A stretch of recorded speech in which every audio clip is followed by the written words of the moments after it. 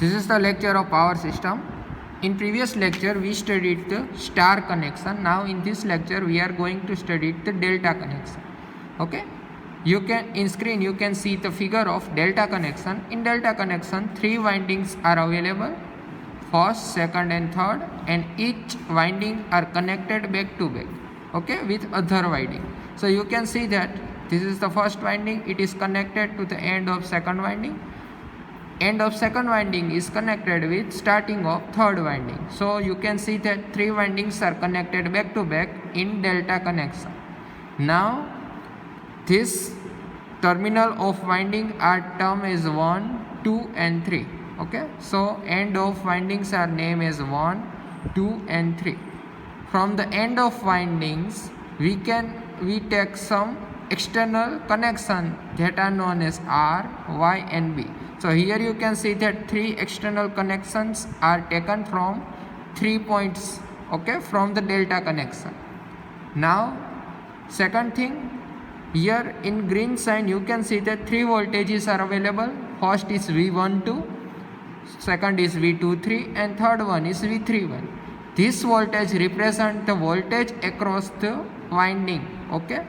This voltage is voltage across the winding. Here you have to keep in mind that this is a voltage across the winding, not across the external terminal. External terminal એક્રોસનો voltage નથી, એટલે કે line એક્રોસનો voltage નથી, એટલે કે line voltage નથી. But this voltage is across the winding, એટલે કે વાઇન્ડિંગ એક્રોસના ટર્મિનલનો છે.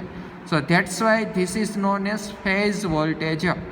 Okay, second V23, this is the voltage represent across the second winding and this is the voltage against the across the third winding. V12, V23 and V31.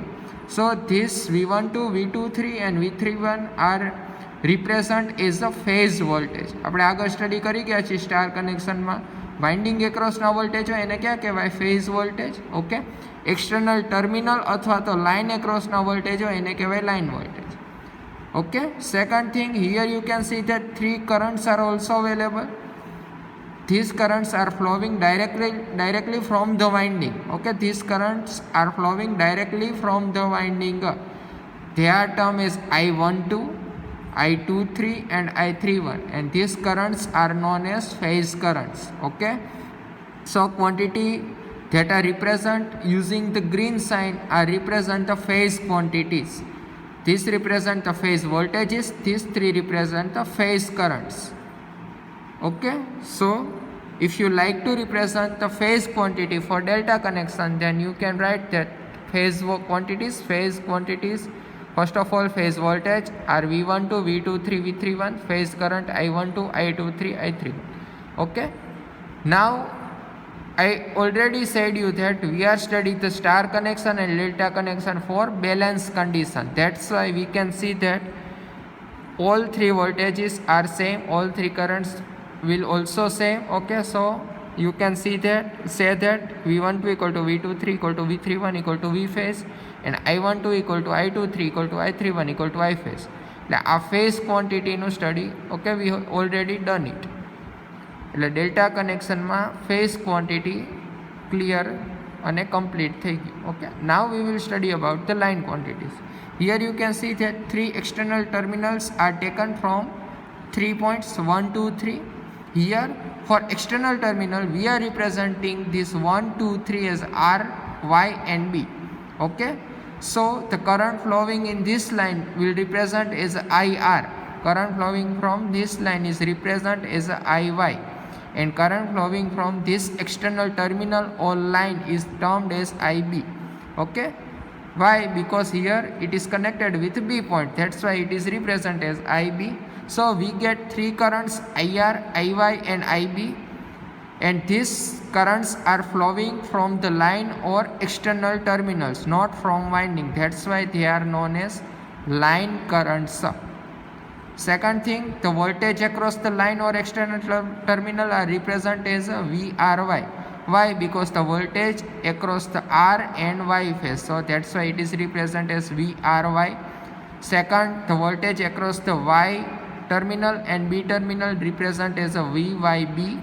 and last one is voltage across the R phase and B phase is VBR, okay, or VRB.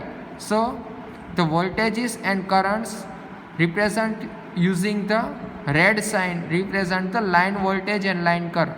Okay, so IR, IY and IB represent the line currents, VRY, VYB and VBR represent the line voltage. Now again we are considering same delta connection for balance condition, so we can say that VRY equal to VYB equal to VBR equal to VL. જેમ phase ક્વોન્ટિટીમાં લખ્યું same line quantity માટે લખશો. Okay, current પણ same હશે, they can represent as IL. Okay, so this is the representation of delta connection with phase quantity and line quantity. હવે again આપણે જેમ સ્ટાર કનેક્શનમાં કર્યું હતું એમ we have to derive the relation between V phase and VL, I phase and IL.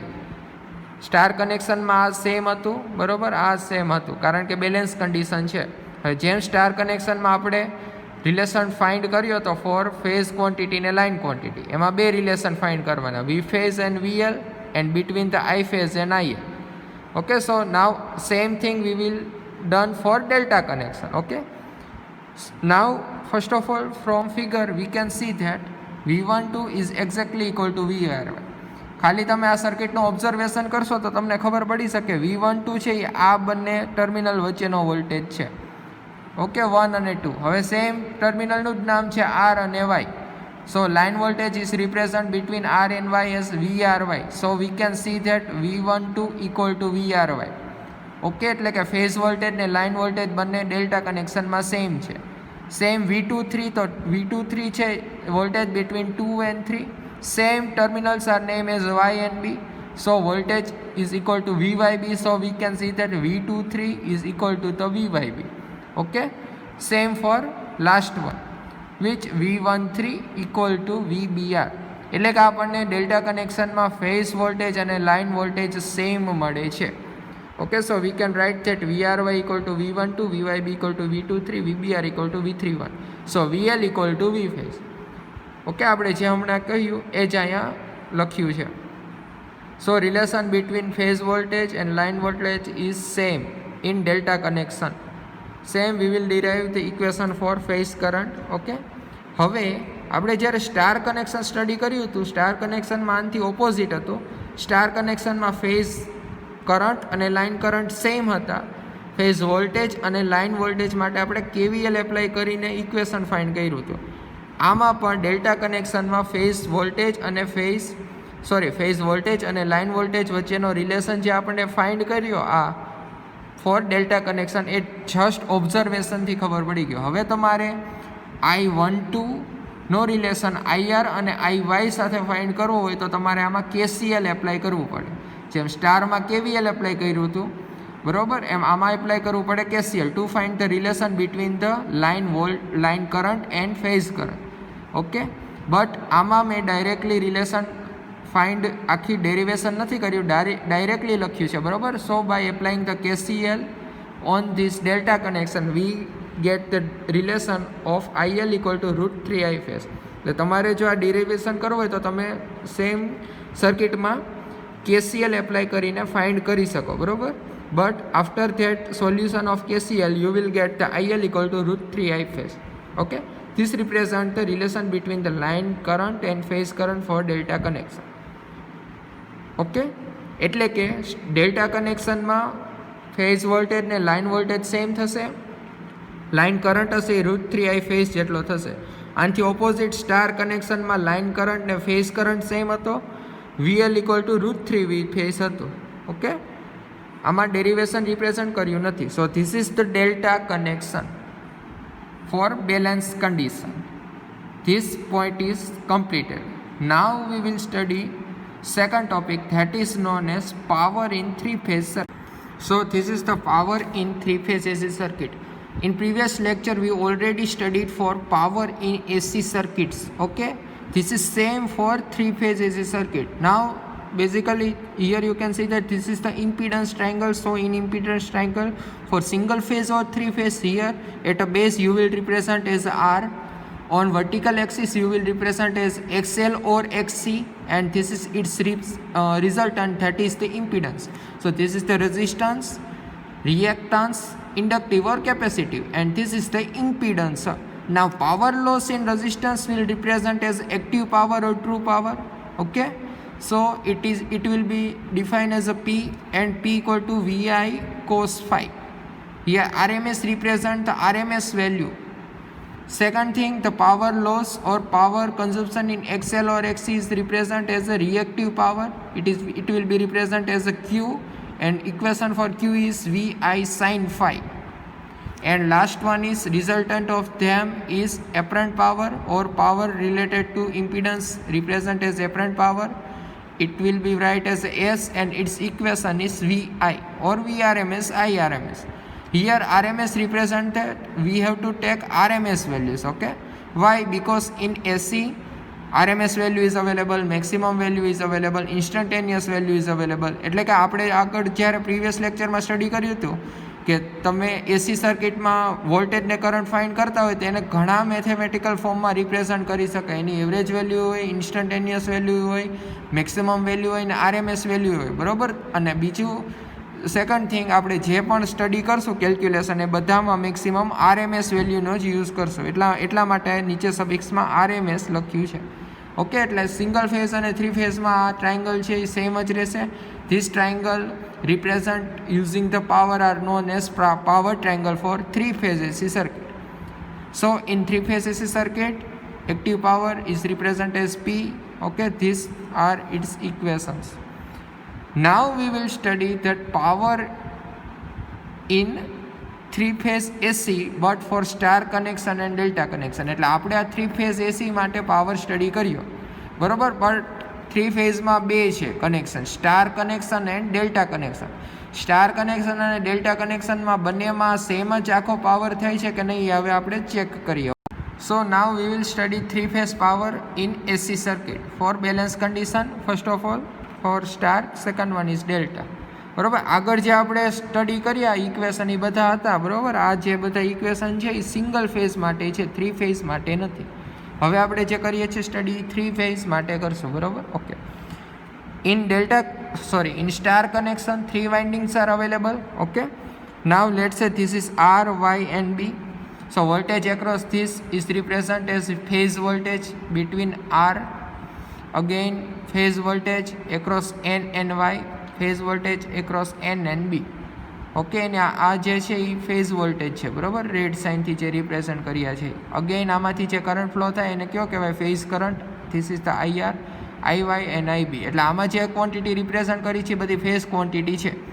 Okay, now the power related to this coil is represent as V phase R, I phase R cos phi. Okay, એટલે કે આપણે આ કોઇલમાં active power find કરવો હોય તો એ શું થાય? VI cos phi. Active power છે એટલે cos phi આવશે. આની સાથે વોલ્ટેજ છે એ રિલેટેડ કયો છે? V phase R, અને કરંટ છે I phase R. So the power related to this coil or R coil is represent as V phase R, I phase R cos phi. અહીંયા R જે represent કર્યું છે, બરોબર, એ ખાલી એવું રિપ્રેઝન્ટ કરે છે this power is related to R coil. Okay, એટલે ઉપર છે કાઉન્સમાં, કે મલ્ટિપ્લિકેશનમાં નથી. સેમ આ કોઇલ માટે લખવું હોય તો અહીંયા શું આવે? ઇક્વેશન સેમ જ થશે, ખાલી ઉપર શું આવી જાય? આરની બદલે વાય આવી જશે. સેમ આમાં આવી જશે B. So we get three equation for three power Y because three coils are available, P1, P2 and P3. Okay, હવે આપણે આખી સર્કિટનો પાવર ફાઇન્ડ કરવો હોય, બરોબર, કયો power? Phase power. Then we can say that P phase equal to P1, P2 and P3. એટલે ત્રણેયનું addition કરવાનું છે. બટ આપણે હમણાં કીધું એમ આપણે બેલેન્સ કન્ડિશનમાં સ્ટડી કરીએ છીએ. તો બેલેન્સ કન્ડિશન માટે આપણે સ્ટાર કનેક્શન જ્યારે સ્ટડી કરતા હતા ત્યારે એક રિલેશન ડિરાઈવ કર્યો હતો, જે તે આપણે યુઝ કરશું. Okay, so for balance star connection we can say that V phase R equal to V phase Y equal to V phase B and equal to V phase. એટલે કે આ ત્રણેય હશે એની એક્રોસના વોલ્ટેજ સેમ હશે balance કન્ડિશનમાં, અને current એ same હશે. આ આપણે આગળ જ્યારે સ્ટાર કનેક્શન સ્ટડી કર્યું ત્યારે આપણે ઓલરેડી ડિસ્કસ કરી ચૂક્યા છીએ. એટલે હવે આપણે આ ત્રણેયની બદલે V phase લખી શકીએ, આ ત્રણેયની બદલે I phase લખી શકીએ. Okay, so total power for three phase is P1 plus P2 plus P3. Okay, simple. So P equal to P1 plus P2 plus P3. Okay, V phase R Y B બધાની બદલે શું લખવાનું છે? V phase. I phase R Y B બધાની બદલે લખશું I phase. ત્રણેયનું equation જો સેમ જ થઈ જાય. 3 વાર એડિશન કરો એટલે શું થાય? 3 V phase I phase cos phi. Okay, so this is the equation for phase power in star connection. Star કનેક્શનમાં જે ફેઝ પાવર હશે એનું ઇક્વેશન આ થયું. શું થયું? 3 V phase I phase cos phi.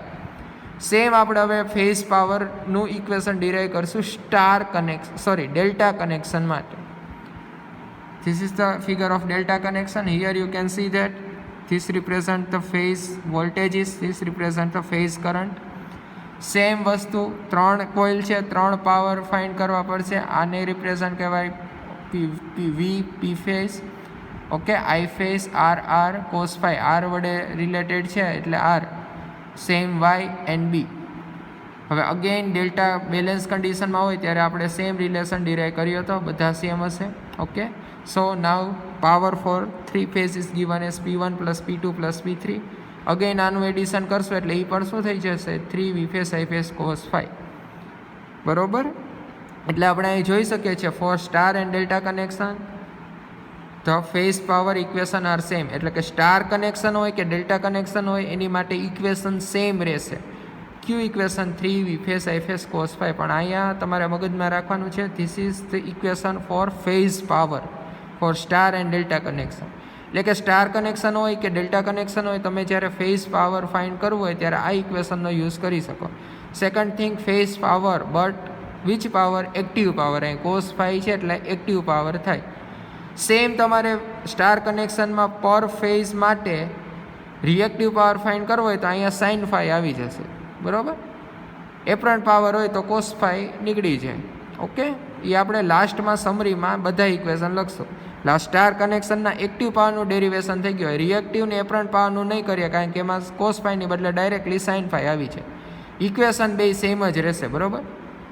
Now we will study the power equation for line quantity. એટલે આપણે આ ફેઝ માટે ફાઇન્ડ કર્યું. હવે લાઇન ક્વોન્ટિટી એટલે કે લાઇન વોલ્ટેજને કરંટ આપીએ તો એમાં સ્ટાર કનેક્શન માટે PL એટલે કે લાઇન પાવરનું ઇક્વેશન શું થાય એ ફાઇન્ડ કરવાનું છે. ઓકે, પહેલાં સ્ટાર માટે કરશું. સેકન્ડ થિંગ, આપણે હવે આને લાઇનમાં કન્વર્ટ કરીએ છીએ. આ ફેઝ પાવર છે, હવે એને લાઇન પાવરમાં કન્વર્ટ કરીએ છીએ. લાઇન પાવરમાં જ્યારે કન્વર્ટ કરીએ ત્યારે આપણે સ્ટાર્ટિંગ એનું આ જ ઇક્વેશનથી કરશું. બરાબર? એટલે સ્ટાર કનેક્શન માટે પર ફેઝ ફેઝ પાવરનું ઇક્વેશન શું થશે? આ એમાંથી આપણે બધી ક્વોન્ટિટીને લાઇનમાં કન્વર્ટ કરી નાખીએ સ્ટાર કનેક્શન માટે એટલે આપણને PLનું ઇક્વેશન, લાઇન પાવરનું ઇક્વેશન મળી જશે. Okay, now we will derive the equation for line power. Okay, this related the PL line power. હવે આપણે આગળ જે ઇક્વેશન લખ્યું, બરોબર, એમાં આપણે આ લખ્યું હતું 3 V phase I phase cos phi from equation 1. Okay, this is the equation for phase power 3 V phase I phase cos phi. Now we have to simply convert this phase quantity into the line quantities. અને આ જે equation છે એ ક્યાંથી મળશે? તો કે આપણે already જે સ્ટાર્ટિંગમાં સ્ટાર કનેક્શન સ્ટડી કર્યું, બરોબર, ફોર બેલેન્સ કન્ડિશન, ત્યાં આપણે આ ઇક્વેશન ફાઇન્ડ કર્યા હતા. Relation between the phase voltage, line voltage, phase current and line current. Okay, now for star connection, for particularly star connection, we already derived the equation that V phase equal to VL by root 3 and for star connection I phase equal to IL. એટલે V phase ની બદલે VL by root 3 input કરશો, I phase ની બદલે IL input કરશો. Okay, so we will get, okay, here root 3 will 3 cancel out, so again root 3 will get, so this is the equation in form of PL root 3 VL IL cos phi. એટલે કે આપણને line power મળી ગયો for star connection, it is root 3 VLIL cos phi. ફેઝમાં તું 3 V phase I phase cos phi, લાઇનમાં થઈ જાય 3 ની બદલે રૂટ 3, અહીંયા ફેઝની બદલે લાઇન આવી જશે, વી લાઇન આઈ લાઇન કોસ ફાઈ એમને. બરાબર? સિમ્પલ છે. ફેઝમાં આપણે લાઇન ક્વોન્ટિટીની વેલ્યુ ઇન પ્લેસ કરી છે. બરાબર? Four star connection. ઓકે, હવે આપણે સેમ કરશું ફાઇન ડેલ્ટા કનેક્શન માટે. ડેલ્ટામાં શું ચેન્જ થશે? એક જ ચેન્જ થશે. બરાબર? ડેલ્ટામાં વી ફેઝ અને VL વચ્ચેનો રિલેશન પ્લેસ કરવાનો, આઈ ફેઝ ને IL વચ્ચેનો રિલેશન પ્લેસ કરવાનો. So this is power, line power for delta connection. Okay, આ ફેઝ પાવરનું આપણે ઓલરેડી ઇક્વેશન ડિરાઈવ કરી ગયા. Okay, so it will get from equation 2 for delta V phase and VL will same, I phase equal to IL by root 3. Okay, this relation is derived from for delta connection. વી ફેઝની બદલે directly VL plus કરી શકશું, આઈ ફેઝની બદલે IL by √3. So again this will cancel out. So P equal to √3 VL IL cos phi. This represent the line voltage for delta connection. Again તમે જોશો બરાબર, this is the line power for star connection, this is the line power for delta connection. Both equation are same. So we can say that line power dissipated in star connection will same as delta connection. આગળ જે phase power જોયા એ બંને કનેક્શનમાં same હતા, line power એ બંને કનેક્શનમાં same છે, star અને delta. એટલે તમે આની ઉપરથી સમરી એવી મળે કે તમે સ્ટાર કનેક્શન સ્ટડી કરતા હોય કે ડેલ્ટા કનેક્શન સ્ટડી કરતા હોય, ફેઝ પાવર લ્યો કે લાઇન પાવર લ્યો બરાબર, બંને સેમ જ થાય. ઓકે, હવે આપણે સમરી લખી દઈએ. બીજી વસ્તુ આપણે અહીંયા cos phi છે બધું કાઉન્ટિંગ છે એ ટ્રુ પાવર માટે કર્યું છે. રિએક્ટિવ પાવર માટે હોય તો અહીંયા sin phi આવી જાય, એપરન્ટ પાવર માટે હોય તો ખાલી VL IL આવે બરાબર, √3 VL IL, cos phi કે sin phi ના આવે. ઓકે, હવે જે હું તમને કીધું હતું એ બધા સમરી લખી છે ફોર સ્ટાર કનેક્શન અને ફોર ડેલ્ટા કનેક્શન. એક્ટિવ પાવરનું equation for 3 phase, P phase is 3 V phase I phase cos phi. ઓકે, આ જે કોલમ છે એ રિપ્રેઝન્ટ કરે છે ફેઝ પાવર બરાબર. ફેઝ પાવર કોનો? 3 ફેઝનો. પહેલો છે એક્ટિવ પાવર એટલે 3 V phase I phase cos phi. Second છે રિએક્ટિવ પાવર એટલે V phase I phase sin phi. અને છેલ્લો છે એપરન્ટ પાવર એટલે ઓનલી VI. આગળ 3 આવશે, 3 3 3. ઓકે, અને આ બધું છે એ ફેઝમાં આવશે. ઓકે, હવે તમને એવું થાય સ્ટાર કનેક્શન છે ડેલ્ટા કનેક્શન માટે, તો આપણે હમણાં જ કીધું સ્ટાર કનેક્શન હોય કે ડેલ્ટા કનેક્શન હોય બરાબર, બંને માટે સેમ જ રહે છે ઇક્વેશન. એટલે આ જે ઇક્વેશન છે આ કોલમ છે એ ફેઝ પાવર માટે છે.